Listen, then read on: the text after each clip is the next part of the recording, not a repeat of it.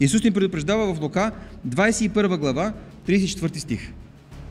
Но внимавайте на себе си, да не би да натегнат сърцата ви от прияждане, пиянство, ядене, пиене, удоволствие и житейски грижи. Другия проблем.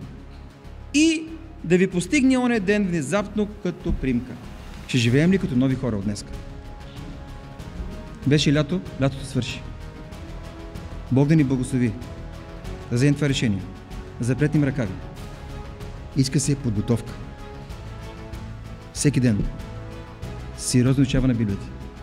Всеки ден молитва за сериозно покаяние на греховете на сърцето. И всеки ден молитва, Господи, поди ми да споделям Теб. Няма време за губене.